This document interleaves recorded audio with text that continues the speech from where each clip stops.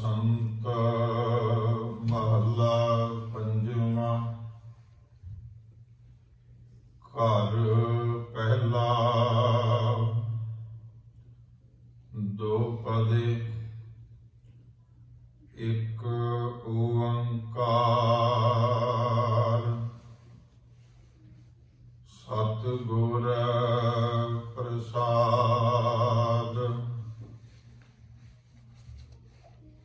गुर सेवों कर नमस्कार। आज हमारे मंगल चार। आज हमारे महा आनंद। चिंत लथी भेटे गोबिंद। आज हमारे गृह बसंत। गुण गाए प्रभ तुम बेअंत रहाओ।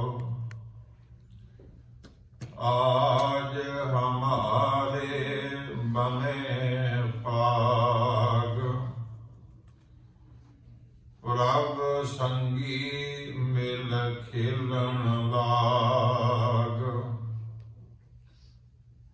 होली कीनी संत सेव। रंग लगा अत लाल देव। होली कीनी संत सेव। रंग लगा अत लाल देव। गुरु ग्रंथ साहिब महाराज सतगुरां दी पावन हजूरी विच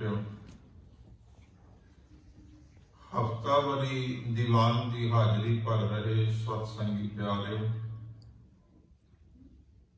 अमृत गुरबाणी का कीर्तन आप जी ने श्रवण किया है।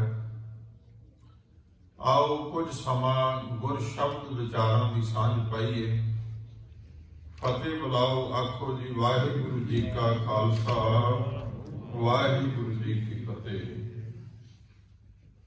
जिस शब्द का पाठ आप जी ने श्रवण किया है, बसंत महला पंजवा बसंत राग विच गुरु अर्जन साहब का उचारण किया होया यह पावन शब्द है। गुरु ग्रंथ साहब के 1180 अंग ते शोभायमान है। शब्द के 4 पद ने, दो तुकां का एक पद है। इस करके सरलेख यह है कि बसंत महला पंजवा घर पहला दो तुके, दोवां तुकां का एक पद है। छोटियां 4 तुकां ने, ਉਹਦਾ एक एक पद बनता है। सतगुरु देश पावन शब्द दे 2 पद मैं पाठ आप जी को सुनाया। समय के मुताबिक अद्धा क शब्द ही आप विचार सकांगे। इस करके 2 पद शब्द दे आप जी नाल सांझे कीते ने पाठ रूप दे विच, ते आपां इन्हां दी विचार करते हैं। सतगुरु इस पावन शब्द दे अंदर रहाओ की पंक्ति है, जिहड़ा केंद्री भाव है शब्द का। उस विच गुरु साहब आखदे ने, आज हमारे गृह बसंत। गृह का अर्थ हुंदा घर। इत्थे दा भाव अर्थ है कि हिरदा रूपी घर। सतगुरु गुरु अर्जन साहब महाराज सच्चे पातशाह बख्शिश करते हैं, अज मेरे हिरदे घर दे विच बसंत है, बसंत वर्गा खेड़ा है। ते हिरदे घर दे विच खेड़ा किवें पैदा होया? ते अगली पंक्ति विच गुरु साहब आखदे ने, गुण गाए प्रभ तुम बेअंत। हे बेअंत प्रभु परमात्मा, तेरे गुण गाए, तेरे गुण गाउण दे नाल मेरे हिरदे घर दे विच बसंत आ गई। छे रुत्तां भारत दे विच मन्नियां जांदियां ने, उन्हां विचों एक रुत बसंत है। इस रुत नूं रुत्तां दी राणी भी आखिया जांदा है, क्योंकि बनस्पति मौलण लगती है, भाव खिड़न लगती है। अज की ठंड तो कुछ राहत मिलती है, गर्मी अजे बहुती आई नहीं, मौसम बहुत सुहावना हुंदा है। ते इस तरह का बाहर का वरतारा है। गुरु साहब कहते मेरे हिरदे दे विच बसंत है। बाहर तो है ही कुदरत है, उस मालिक ने जो निजम बनाए ने अपनी कायनात नूं चलाउण वास्ते। एक एक रुत 2-2 महीने की हुंदी है, 12 महीने ने, 6 रुत्तां ने। समय समय दे नाल 2 महीनों बाद रुत बदलती रहिंदी है। पर गुरु साहब कहते ने जिहड़ी हिरदे की बसंत है, जे एक बारी प्राप्त हो जाए, ये 2 महीनों बाद बदलती नहीं है, सदा आनंद दे विच बनी रहती है। आज हमारे गृह बसंत, गुण गाए प्रभ तुम बेअंत। हे बेअंत प्रभु, तेरे गुण गाए जिस दे नाल मेरे हिरदे घर दे विच बसंत आ गई। बेनती करां, साडे हिरदे घर विच, साडे जीवन दे विच बसंत दा समां क्यों नहीं आउंदा? उहदा कारण है, जिवें अत दी गर्मी मनुख नूं तड़फाउंदी है, साडे हंकार दा, साडी ईगो दा टैंपरेचर इन्ना क हाई है कि हिरदे दे विच ठंडक नहीं है, हिरदे विच बसंत नहीं है। कारण गुरु साहब कहते ने गुण गाए प्रभ तुम बेअंत, पर असीं गुण गाउणे छड्ड दिते, प्रभु परमात्मा दे गुण गाउणे छड्ड दिते, जिस दे नाल हौमे विकार इत्यादि इन्हां दा वाधा होना शुरू हो गया, ते जीवन दे विचों निमरता, सहनशीलता, इस तरह के जिहड़े चंगे गुण ने वो जाने शुरू हो गए। हालत यह बन गई कि हर बिसरत तेरे गुण गलिया, गुण गलने शुरू हो गए, अवगण अंदर आने शुरू हो गए। और सारिया अवगणा दे विचों वड्डा अवगण हंकार जिहड़ा वो इन्ना क परपक्क हो गया, इन्ना क परपक्क हो गया कि हिरदे नूं शांति नहीं है। किवें हो सकदा भी हिरदे घर दे विच बसंत वर्गा खेड़ा पैदा हो गया? सतगुरु पातशाह कहते जे तू गुण गाउण दा अमृत पींदा रहे, हौमे इत्यादि के जिहड़े विकार ने, इन्हां दी जहर नूं गुणां दा अमृत बेरस कर दिंदा है। पर जे तू परमात्मा दे गुण गाउणे भुल जाए ते अवगुणां दी जहर जिहड़ी है तेरे अंदर वध जाती है। जीवन भावें किन्ना भी लंबा मनुख जी लवे, पर गुरु साहब कहते भी बिन सिमरन जो जीवन बलना, सर्प जैसे अरजारी। जिवें सर्प की आरजा बीतती है, जहर नाल भरिया रहिंदा, लभदा रहिंदा भी कोई मिले मैं डंग मारां। इस तरह का जीवन रब की याद नूं विसार के, उहदे गुणां नूं विसार के हो जाता है। सुखमनी साहब के अंदर पाठ है, साहब कहते ने गुण गावत तेरी उतर समैल, तेरी मैल उतर जानी सी रब के गुण गाउंदे। बिन सजाए हौमै बिख फैल, फिर उत्थे जिक्र हौमे का ही कीता। कहन लगे भी मैल जिहड़ी है ना हौमे दी है, हंकार दी है। गुण गावत तेरी उतर समैल, गुण गाउण नाले मैल उतरनी सी। बिन सजाए हौमे विख फैल, जिहड़ी हौमे दा फैलाव है ना, जिहड़ा हौमे दा खलारा तेरे जीवन विच पिया होया। सतगुरु पातशाह कहंदे इसने मुक जाना सी जे तू गुण गाउण लग पैंदा। गुण गावत तेरी उतर समैल, बिन सजाए हौमे विख फैल, होहे अचिंत बसै सुख नाल, सास ग्रास हर नाम संभाल। जे तू हर साह दे नाल नाम दी संभाल करे, रब नूं चेते विच रखे, अपने हंकार नूं काबू विच रखे, तेरे अंदर बसंत आ सकदी है। बेनती करां, मनुख का हंकार कित्थों तक जा सकता है?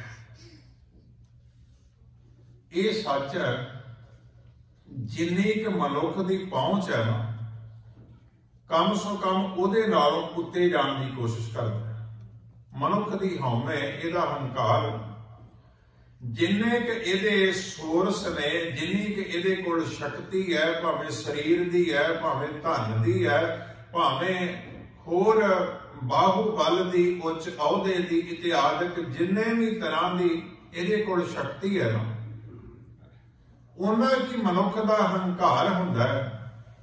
ते जिवें जिवें शक्ति वधदी जाती है, हंकार वधदा जांदा। ये हंकार ये नहीं कि जिहड़ा बंदा गरीब है, जिहड़ा बंदा कमजोर है, भी वो बंदा बड़ा निमरता वाला, बेनती करा हो सकता कि उसकी मजबूरी होवे, वो हंकार करके करे कि वो कर ही नहीं सकता।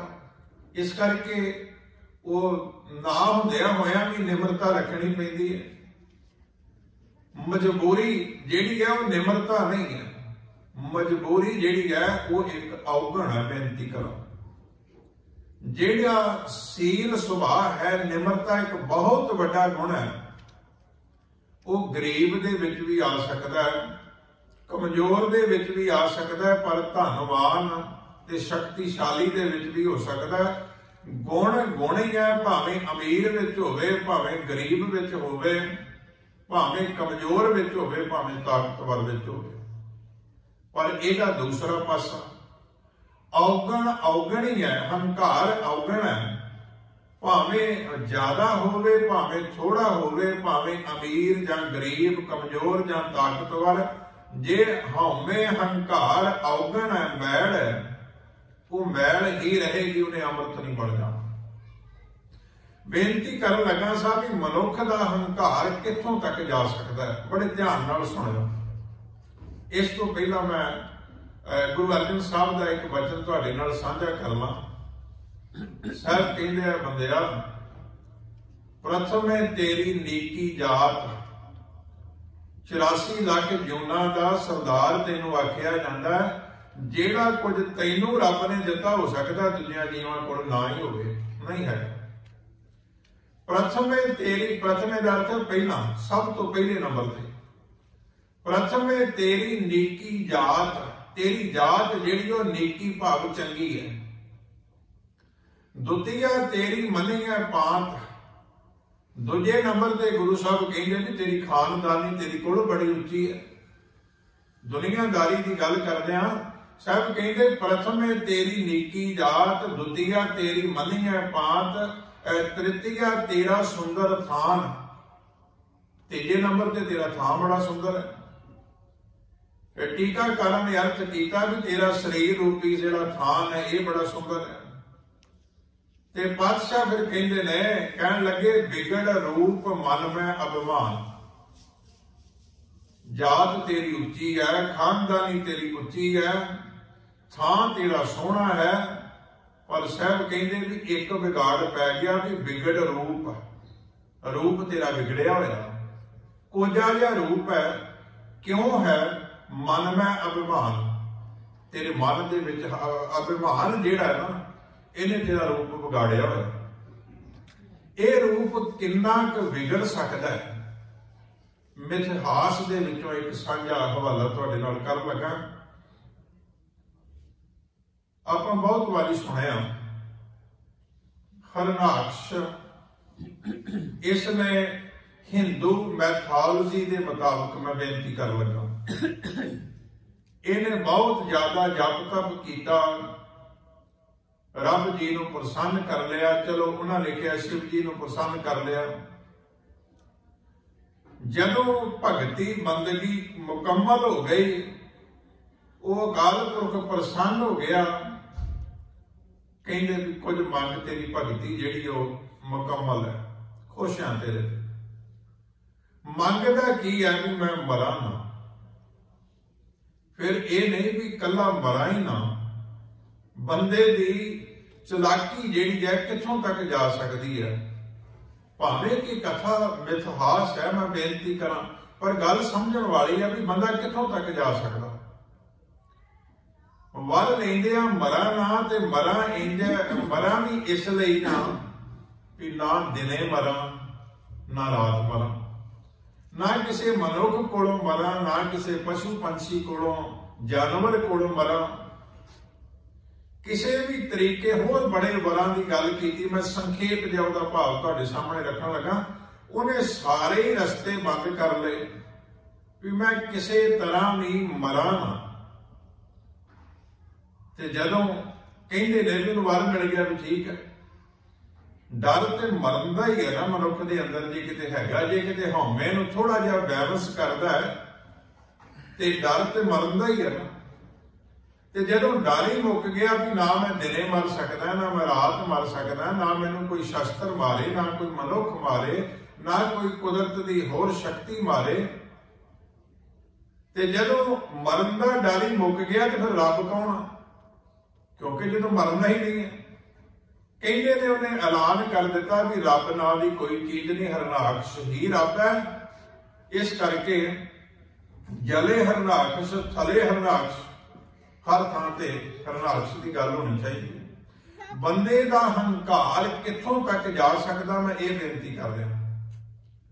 जदों हंकार टीसी ते पहुंच जाता है, सिरे की चरम सीमा छो जाता है, मनुख रब तो भी मुनकर हो जाता भी रब की है, मतलब मैं हैगा फिर रब की की लोड़ है। कमाल है। ये मनुख दी हौमे दी ओदा ईगो दे टैंपरेचर दी शिखर है। कहंदा भी रब दी की लोड़ है। हुण ते हरनाकश दा नाम जपिया जाए क्योंकि मैं अमर हाँ, मैं मर नहीं सकता।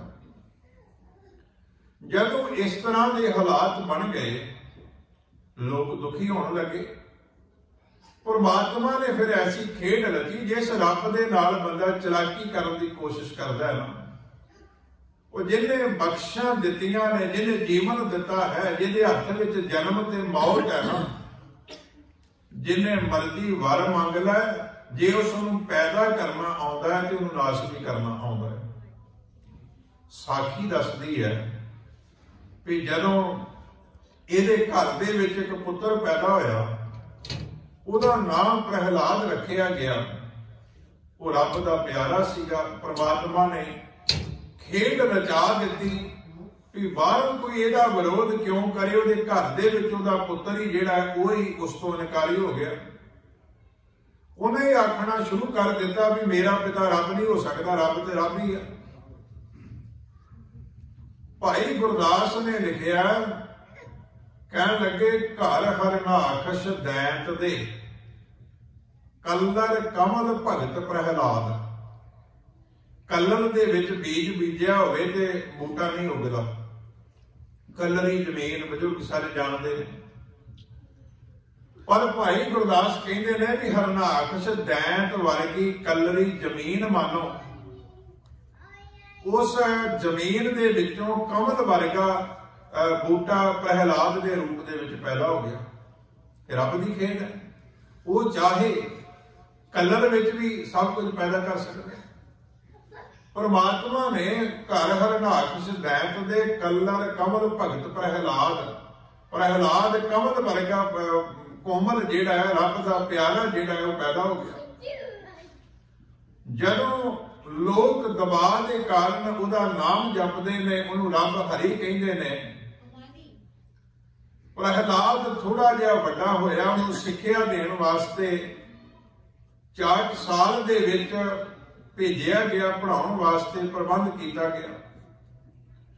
जदों उहदे उस्ताद पढ़ाउंदे ने, वो कहते ने भी पहली गल तू ये सिख भी जले हरनाखश थले हरनाखश तेरा पिता ही रब है, दूजी गल ही कोई नहीं।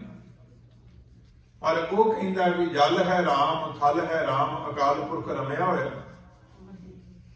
उन्हां दो उस्तादां दा नाम गुरबाणी दे विच आया भी संडा ते मरका। वैसे उसका पूरा नाम अमृत करके है, गुरबाणी विच मरका करके आया। संडा मरका जाए पुकारे, पढ़े नाही हम ही पचहारे। कहने लगे भी असी पचहारे का अर्थ होंदा मत्था पच्ची करनी, सिर खपाउणा। कहने लगे असी बड़ी कोशिश कर रही है, हरनाक्ष नूं जाके कहने लगे भी तेरा पुत्र ही तेरा नाम नहीं जपण लई तैयार है। बड़ी मुश्किल पैदा। उसने पुत्र नूं समझाउण दा यतन कीता, पर पुत्र नहीं समझदा। फिर हरनाक्ष ने कहंदे ने भी अपनी धर्म पत्नी प्रहलाद की माता नूं बड़े सख्त लफ्जां विच आखिया भी अपने पुत नूं समझा लै, जे बगावत घर विचों ही उठ पई ते लोग की करनगे। ते मैं बर्दाश्त नहीं करांगा भी लोग मेरा नाम छड्ड के रब दा नाम लैण लग जाण, भावें मैनूं कुछ भी करना पवे। मां दे कोल बच्चियां दी ममता हुंदी है। मां प्रहलाद नूं जाके समझाउंदी है, पुत तेरे प्यो ने सारा कुछ वस विच तेरे पिता ने कीता होया, लोग इहदा नाम जपदे ने, तैनूं भी जपना चाहिए। और जे तू इस तो इनकारी होया पुत, तेरी जान को खतरा हो सकता है। प्रहलाद हुण निरभव है, रब दा भगत है, परमात्मा दा प्यार अंदर दृढ़ कीता होया, कोई गल उसनूं डुला नहीं सकदी। उसने इनकार कर दिता। पहला उस्तादा ने समझाया, टीचर ने समझाया, पढ़ाया कि तू इस तरह ना कर। जदों उन्हां दी पेश ना गई, उन्हें हाथ जोड़ दिते। हरनाक्ष अगे भी साडे वस की गल नहीं। उसने कोशिश की भी एदी माता इनू समझा देवे, गल मुक जाएगी, घर की घर च रह जाएगी। माता ने भी कोशिश की, पर वो ना समझे। वो रब के प्यार विच जुड़ी हुई आत्मा। ते जदों माता के उपदेश नाल भी वो नहीं मन्निया, फिर यतन किया गया भी दुष्ट सभा ने एक मता पकाया भी इनू मार दिता जाए, क्योंकि विरोध नूं दबाउण वास्ते ते इहो कुछ किया जा सकता। बंदे दे हौमे दी सीमा कित्थों तक जा सकती, कोई सीमा नहीं, असीम हौमे है मनुख दे अंदर। जदों इस तरह यतन किया ते रब की खेड गुरबाणी दे विच जिक्र आउंदा भी उन्होंने उच्चे रुख तो भी सुटिया गया, पहाड़ तो भी सुटिया गया, अग दे विच भी सुटिया गया। इथों तक भी लिखिया कि प्रहलाद कोठे विच राखिया, बाहर दिया ताला, निरभव बालक मूल न डरी, मेरे अंतर गुर गोपाला। कबीर साहब ने जिक्र किया कि सप्पां वाले कमरे दे विच बंद करके ते बाहरों ताला मार दिता गया। पर रब जी की खेड है भी जिथे उसने रखना है, वो सप्पां नाल खेडदा पिया। भाव कहण तो भी एक पासे अकाल पुरख परमात्मा की कृपा दृढ़ता है, दूसरे पासे हौमे जिहड़ी वो अपनी लड़ाई लड़ती जा रही है। विशेष तौर पर प्रहलाद का जिक्र गुरु अमरदास महाराज ने ते गुरु रामदास ने अपनी बाणी विच कीता है।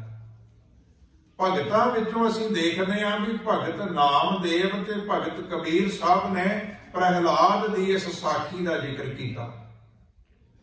यह भी मन्निया जाता साखी मुताबक कि यह मुल्तान का बादशाह होया, राजा होया। यह भी कहते हैं भी सतयुग विच होया, ते उंज कहते हैं भी सतयुग बड़ा चंगा युग सी। ते जे एक पिता अपनी हौमे करके अपने पुत्र नूं मारन ते तुलिया होया, ते इस तो वड्डा कलयुग होर किहड़ा हो सकता है। जे ये सतयुग है तो मैं समझदा फिर किसी कलयुग की तो लोड़ ही नहीं है, सतयुग ही बहुत है। खैर कुछ साखियां मैनूं इंज लगदा कि समझाउण दे पक्ष तो इस तरह दे नाल रचियां होईयां। गुरु साहब ने इन्हां नूं बाणी विच इस माध्यम दे विच वरतिया है। भी ਜਿਹੜੀ बदी है ना, बदी हंकार मन मर्जी, भावें बंदा किन्ना भी समर्थ होवे वो अपने यत्नां च सफल नहीं हो सकता, पर जिहड़ा रब दा प्यार है वो इन्नी क दृढ़ता पैदा कर दिंदा कि मनुख किसी भी तरह की मुश्किल तो घबराउंदा नहीं, भावें वो प्रहलाद बालकी क्यों ना हो। असल में सिक्ख्या वाला पक्ष जिहड़ा गुरु साहब ने साखी का जिक्र तां कीता क्योंकि गुरु साहब कहते हैं कि प्रहलाद जिहड़ा है गुर उपदेश प्रहलाद हर उचरे, गुरु अमरदास भैरों महला तीजा कह लगे गुर उपदेश प्रहलाद हर उचरे, सासना ते बालक गम ना करे। सासना कहते ने ताड़ना नूं, कष्टां नूं, किन्नी भी ताड़ना की गई, डराया धमकाया गया, मरण का डर पैदा किया गया, पर सासना ते बालक गम ना करे, उन्होंने गम ही कोई नहीं, वो बड़ा दृढ़ है। फिर मैं जी बेनती हुणे की है भी माता नूं आख्या गया भी तू समझा पुत नूं। गुरु अमरदास महाराज ने जिक्र किया भी माता उपदेशे प्रहलाद प्यारे, पुत्र राम नाम छुडो जियो लियो उबारे। ये मेरे प्यारे पुत्र प्रहलाद राम नाम छड्ड के अपने पिता का नाम कहन लग पाया तो जिंद बचा ला अपनी, तेरी जान का वैरी हो जाना ने। गुरु अमरदास महाराज बख्शिश करते हैं, कहते माता उपदेशे प्रहलाद प्यारे, पुत्र राम नाम छोड़ो जियो ले उभारे। प्रहलाद कहे सुना मेरी माए, राम नाम ना छोड़ा गुर दिया बुझाए। प्रहलाद कहता माता जी मेरे को राम नाम छड्डिया नहीं जाना, मेरे गुरु ने मैनू बुझा दिता, भाव समझा दिता, मैं तुहाडी आ गल जिहड़ी है नहीं मन सकता।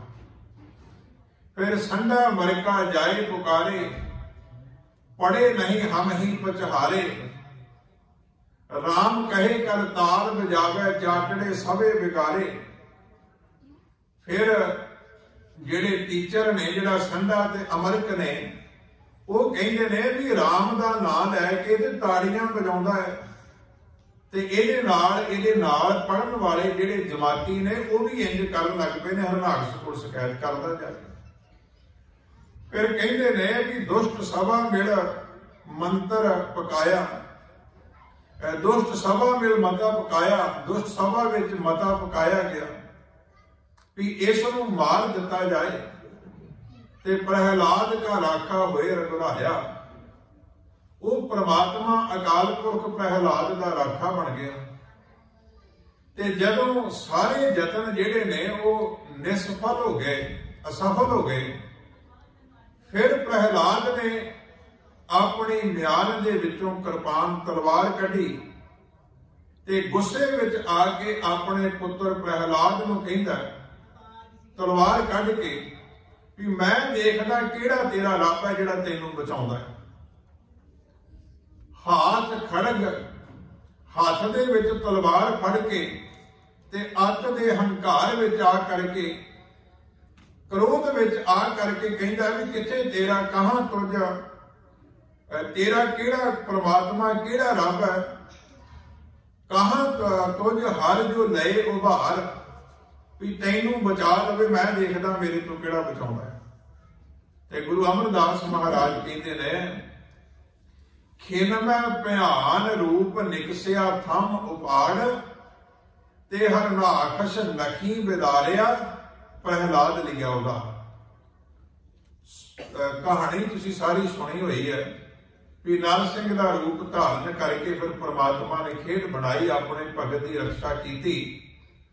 ते नर सिंह रूप का मतलब यह होया भी अद्धा शरीर कहते ने भी नर मनुख का सी, सिंह अद्धा शेर का सी। किसी शस्त्र नाल नहीं मारिया, अपने नौहां दे नाल ही फिर उन्हें भी वर लिया सी भी धरती ते भी ना मरा, आसमान ते भी ना मरा। तो साखी मुताबक आखिया जाता भी अपने पट दे उत्ते उहदा रख के सिर ते अपने नौहां दे नाल उस रब जी की कला वरती, नरसिंह रूप दे विच उदों चीर दिता गया। गुरु साहब ने यह विचार जिहड़ी है इसलिए साडे सामने रखी है भी एक पासे 5-7 साल का बालक, छोटी उम्र का बच्चा प्रहलाद रब ते दृढ़ भरोसा करता है एक पासे बजुर्ग उम्र का पिता जिहड़ा उन्होंने अज तक समझ नहीं आई, वो अजे अपने आप हंकार दे विच ही जिंदगी गुजार रहा है, वो रब जी तो भी मुनकर हो करके बैठा है। ये सारी विचार को गुरु साहब ने सामने रखा ते धन गुरु रामदास महाराज ने भी जिक्र किया है। बचन आप रोज लगभग पढ़ते ते सुनते हैं कि हर युग युग भगत उपाया पैज रखदा आया, राम राजे हरनाथ सुदुष्ट हर मारिया प्रहलाद तराया। गुरु रामदास ने भी जिक्र किया। ਇਹਦੇ ਵਿੱਚ एक होर जिक्र है जिहड़ा होली नाल संबंधित है। कहते ने भी प्रहलाद की भूआ सी, हरनाक्ष की भैन सी, कहते इन्हें भी वर लिया होया सी भी एक चादर एक कंबली जो भी ये कोल वस्त्र सीगा, कईयां लिखिया भी फुलकारी सी, बलदी हुई अग विचों फुलकारी जां कपड़ा लैके बैठ जावे, अग उन्होंने साड़दी नहीं सी। कमाल की गल है, भरा ने भी वर ले भी मैं मरा ही ना।